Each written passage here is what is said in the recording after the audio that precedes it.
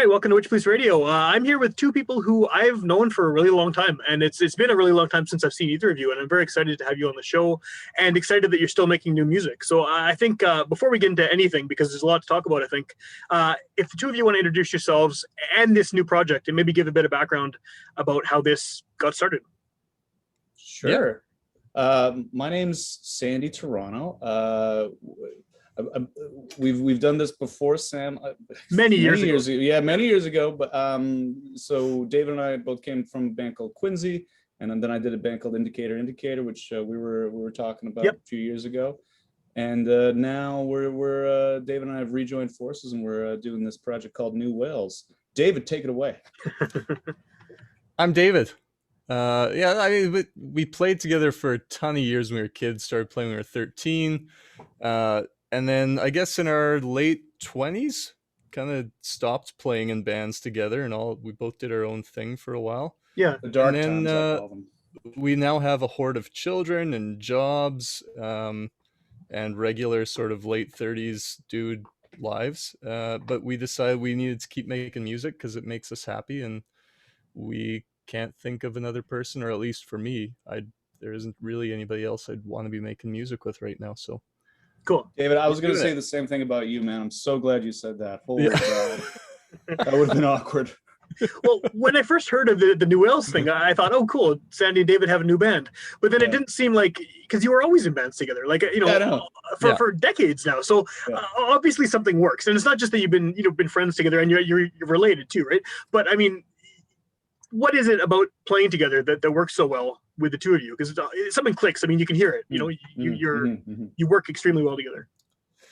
Yeah, I mean, I think part of it truly is we learned how to play music and make music together. So, that alone, regardless of any other sort of personal influences or things that we like to do with music, I think it would make a pretty smooth combination. But then also just spending years and years and years and years together and being best friends. I mean, I don't think we had a choice but to keep making music together. I don't know if it's and we've just, I mean, I don't know how much of it is coincidence and how much of it is just us influencing each other, but we just have similar takes on being artists, and like it's non-optional for us, right. We're at an age where a lot of people stop, or it just becomes less fun and more work, and the sickness just has always run too deep with us. So that combined with, exactly as David said, I mean, we were bass and drums together at 13, and I mean that rhythm section is it's a powerful foundation, and and then we evolved together, and Quincy took up so much of our lives, and we were kind of the twin driving head of that for a long time, and I don't know. It's been parallel paths for so long, why fight it? Yeah, makes sense. Well, one thing I've noticed from what I've heard of New Whales is that it all sounds, I don't know what the right word is, maybe joyous. Like you seem to be very, very happy. And I think it's depicted in the videos too, that you're doing this. And I have to assume that's because you're in a situation in life now where you don't have to be doing it. You're doing it because you want to, right? Like it's got to be a different thing than when you were touring with Quincy. I mean, I don't know if it's better or worse, but you definitely seem like you're be able to enjoy it more than having to worry about kind of the day-to-day of being in a full-time band. Yeah. I mean, there's certainly like the stress is a good thing. Like you want to push yourself. Like that's especially when you're getting going. Like you need to feel that like powerful raw obligation. But it's a bit of a burden if you're not careful, and sometimes you could see the flop sweat, and I think we fell into that a little bit.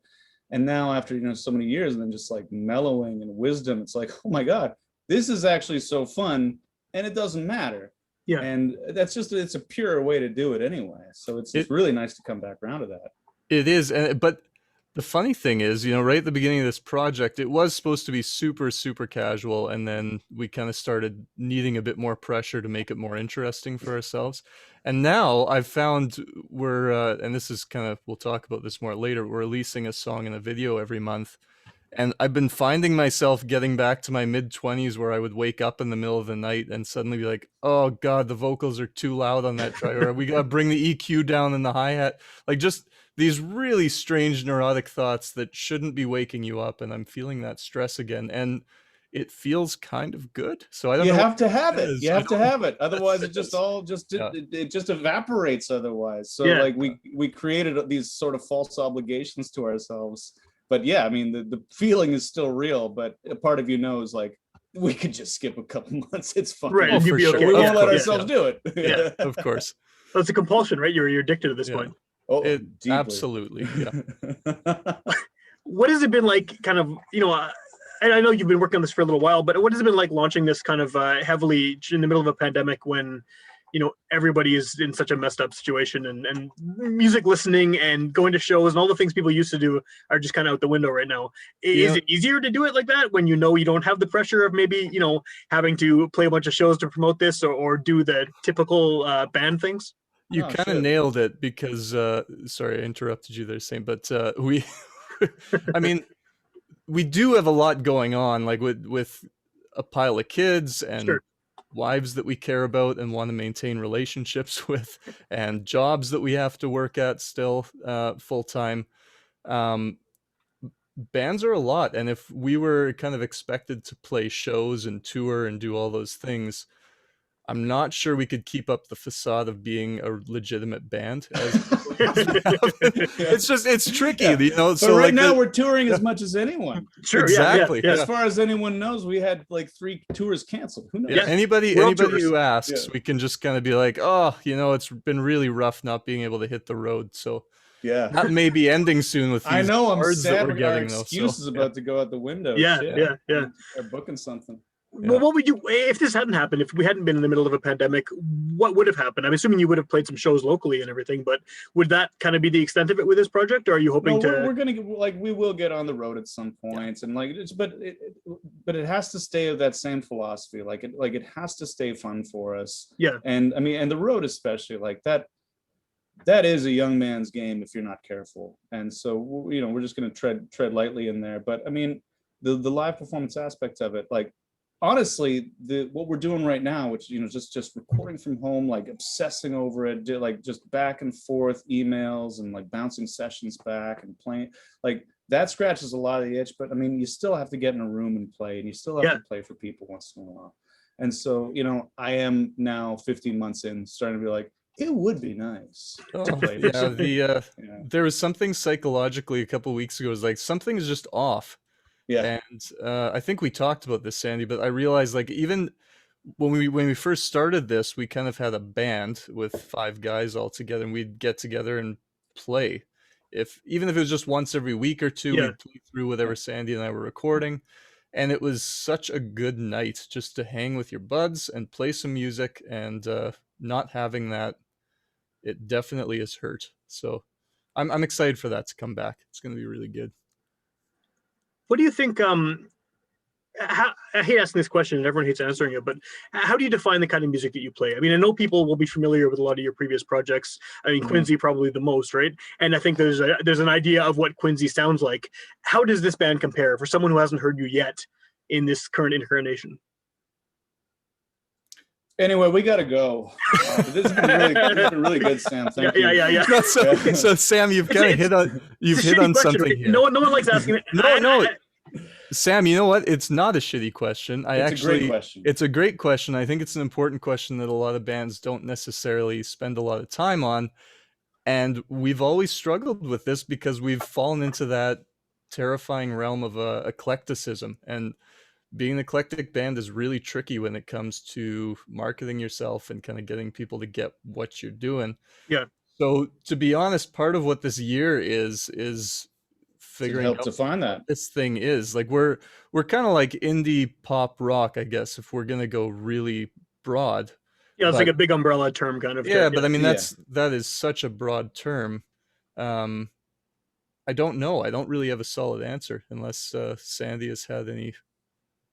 No, we've both spent 20 years looking for the elevator pitch version. I mean, it's not extreme music. But like the just the broad umbrella term of pop, which again people misinterpret, but I mean it's always what I've done. Always, it's what David's doing, and like it's melody first, but like the problem with pop, and what I love about it is that it's like you know, a cuckoo or like some weird bird that just like takes from all the other birds, all the other bird songs. Like pop gladly steals from everything. Yeah. And that's how I'm wired. I know that's how David's wired. Like if you hear something, you just grab it and you just put it into your nest. And I mean, so whatever the output of that is, that's what we do. But I mean, it's, you know, it's close to being radio friendly, but it's not. But I mean, there's usually clearly defined choruses and, you know, and melodies and lyrics that are, you know, somewhat universal, but never like, we're always like, just because that's what we like just left of center. And but that can take many forms, you know, like up until now it's been pretty kind of rootsy folk indie, which was a change for me. And, you know, but that's sort of what we've been doing a little bit. But now this next single that we, you know, we just finished the video for, you know, it's David's like indie, like electro ballad pop masterpiece in 7/4. So like it's, we will find out at the end of this, you know, what that whole bag of stuff looks like. Okay. But right now, yeah, it's agonizing to describe. Yeah. Well, I guess, I mean, pop has kind of run through all of your projects over the years. Oh, and pop is such a huge term that doesn't mean anything anyway. But yeah, I mean, I would use pop as a description as well. Yes, exactly. But I mean, God, I mean, Ariana Grande is not calling, so. Right. Well, and the problem now too is every genre has 600 billion subgenres that didn't exist 10 years ago, because of the way everyone consumes music. So you can't be pop; you have to be pop with all these addendums, right? Yeah, I felt very, very old the other day when I was putting our tune on Bandcamp and they were asking for subgenres, and I had no idea what I would say 95% of them were. I had never heard of it. So, but it's, I mean, but it is a little archaic anyway, because like genres are like fairly obliterated. Like it's just, it doesn't mean a lot to anyone. I mean, you know, even laptop rock, like, I mean, who knows? So, which again, that's sort of the popification of everything. Every genre is starting to do that, just grabbing from whatever. And it's just becoming like the artist is the brand, and, you know, you don't describe it as a genre, you say it's like Drake or whatever. Yeah, totally. Yeah. Not that you guys sound like Drake, but well, who knows? I know. There's a lot of singles left left this year. Yeah. So okay, what's the origin behind this this monthly video project? It's kind of a cool way to release stuff. Yeah. Well, I mean, I think it all stems from something called Quinsmas that we did with Quincy. So it was our big Christmas show, and it would always happen in December, obviously. And from October to December, we were kind of out of our minds busy planning this ridiculous variety show. And then this past year, around November, December, I would say Sandy and I went into what we call our manic music phase, where something in us kicks in from all of those years of doing Quinsmas. And we got together for drinks, and we're like, well, I think the plan this year is just going to have to be a song every month, and we're going to do a video with it. Oh, and we're also going to do a remix, like a dance remix with every song, and maybe an acoustic version or so. You did that to yourself, man. Yeah, I know, totally. You're not making this easy for yourself. So like all this extra stuff on. Yeah, because David's got this, like, amidst all his many talents, he's got this secret gift for like beautiful EDM, like, and who knows how or why. So suddenly he's doing remixes for like every goddamn month song. So it stemmed out of this absolutely manic phase that we always find ourselves in around that time. But, and I mean, and as like we're gonna be a third of the way through in a week or so. Like, but the one thing we've never said is like we regret it, like, especially in a year like this or 2 years like this, like structure is real nice.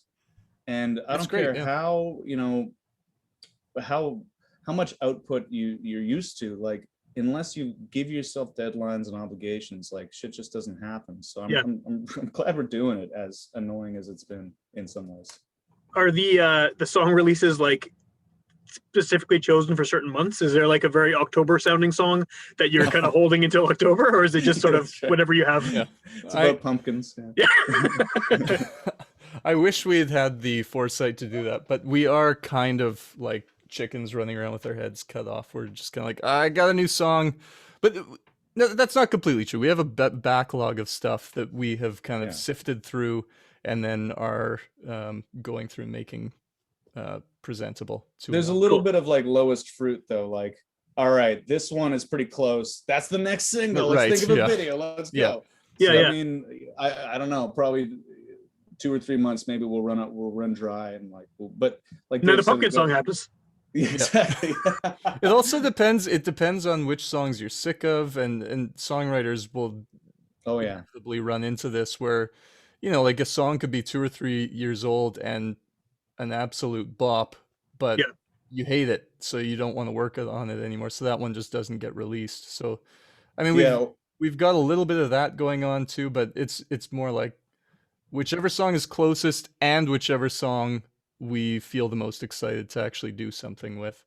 Yeah, and I think the only thing that we're being a little bit mindful of, or at least I am, is just like we want to make sure there's an even balance between like who's singing the songs. Sure. Yeah, so absolutely. You know, one Sandy, one David, 2 Sandys, 2 Davids kind of thing. So are the songs very specifically divided like that? Like, is there a song you could tell is a Sandy song or a David song sort of even before the vocals come in, or are they essentially like combo projects, just someone singing on it?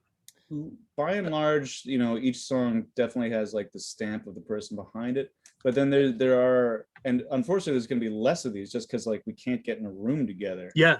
But the second one we did called The Get was probably the purest co-write that like almost every beat, like who knows, right? Like it was just a really, really nice blend. And then it featured, you know, our third member, Matt Harder, on vocals. So that was probably like the funnest and like one of my favorite tunes that we did.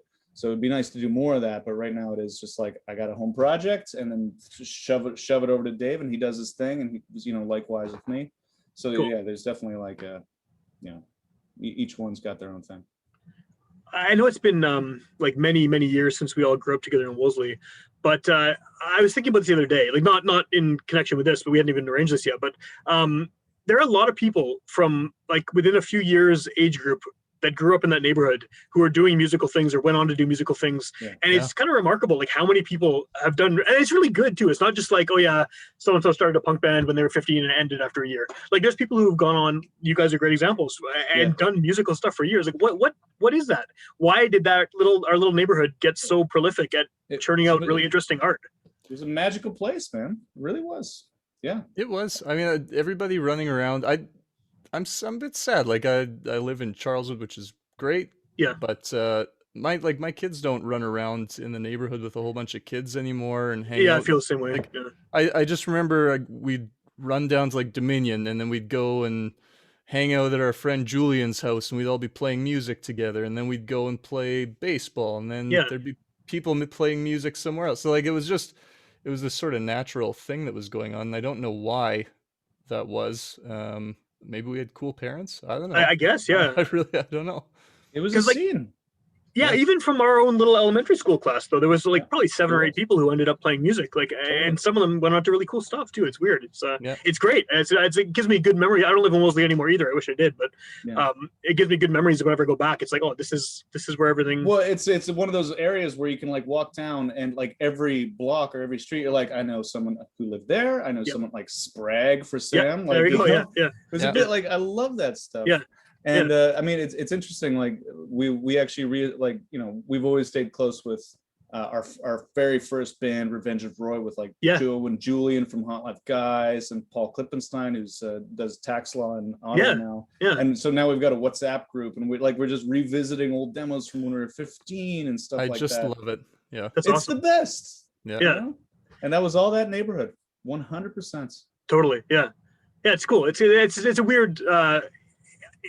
Maybe other neighborhoods are like that. Maybe someone who grew up in Tuxedo, maybe they had the same experience, and maybe there's a ton of bands that came out of there. But all other neighborhoods are shit. I mean, I agree. I'm trying to give them the benefit of the doubt, right? But I mean, Wolseley was obviously the best. Yeah. That was a special time. It was. Yeah. There wasn't really a question there. I just was like thinking. There's a lot of us, like, you know. Yeah, it's cool. So what is I mean, I get the impression that you guys will probably be doing something musically together. Like, until we die. Yeah. Like this is not the end of your collaboration here. Yeah. We're No, gonna be I like we're gonna be doing this podcast every month if that's. Well, I'll okay with still be you. doing it. I mean, I'm already 8.5 years Yeah. in. I'm gonna keep That's you know. great. Like, yeah, no, I mean, at this point with the way that everything's set up, we're just gonna keep on writing songs and recording and doing what we can to play music for people. I mean, there's so many different things that you can do to keep yourself interested in the music industry or whatever bit of it we can kind of get our Yeah. foot into. But yeah, it I don't really see a limiting factor on us making music together. No, Will just you know, continue to happen. we were recording on 4 tracks when we were 15 years old, and no one heard that. And like, Yeah. I don't see any reason why we can't, like why we won't end up doing that too. Like, it's, hobbyist has such a dirty, association with it, but like, if something's just built into you, like you don't stop. I genuinely don't understand people who go and go and go and then just can suddenly call it a day. Like when we had our triplets 5.5 years ago, I did a little bit of a post and kind of giving that vibe, like I was stepping back. Yeah, I remember reading that. And it was a step back, but I mean, I don't think I ever intended to give the impression of like I'm never going to do it again, because like I'm just not wired that way, and neither's David.